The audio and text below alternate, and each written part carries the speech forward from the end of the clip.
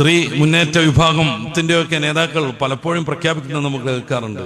പരിശുദ്ധ ഖുർആൻ എവിടെ പരിശോധിച്ചാലും പെണ്ണ് മുഖം മറക്കണമെന്ന് കാണാനേ പറ്റില്ല എന്ന്. അവരുടെ മുമ്പിൽ സവിനയം നമുക്ക് സമർപ്പിക്കാം. 33-ാം അധ്യായത്തിന്റെ 59-ാമത്തെ വാക്യം റസൂലുള്ളാഹി സ്വല്ലല്ലാഹു അലൈഹി വസല്ലം തങ്ങളോട് പറയുന്നു, അങ്ങയുടെ ഭാര്യമാരോടും പെൺകുട്ടികളോടും മറ്റ് മുഅ്മിനാത്തുകളാവുന്ന സ്ത്രീകളോടും പറയണം, അവരുടെ ജലാബീബിഹിന്നെ അവരുടെ മുകളിലേക്ക് താഴ്ത്തിയിടാൻ. എന്തുകൊണ്ട്?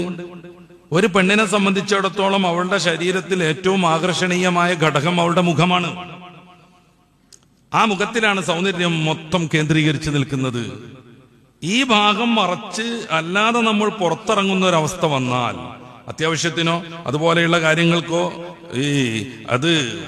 അതുമായി ബന്ധപ്പെട്ട കുറെ ഫിഖ്ഹിയായ ചർച്ചകളുണ്ട്. അങ്ങോട്ടല്ല ഇപ്പൊ ഞാൻ കിടക്കുന്നത്.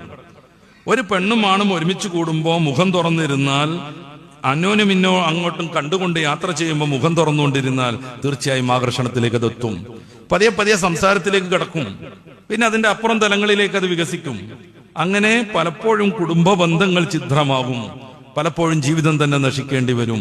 ഈ ഒരു അധർമ്മത്തിലേക്ക് വഴിവെക്കാതിരിക്കാൻ സ്ത്രീകളോട് ഉത്തരീയം താഴ്ത്തിയിടാനും പുരുഷന്മാരോട് പെണ്ണുങ്ങളെ കാണുമ്പോൾ കണ്ണ് ചിമ്മാനും കണ്ണ് താഴ്ത്താനും ഖുർആൻ കൽപ്പിക്കുന്നു. പുരുഷന്മാരോട് അങ്ങനെയാണ് കൽപ്പന.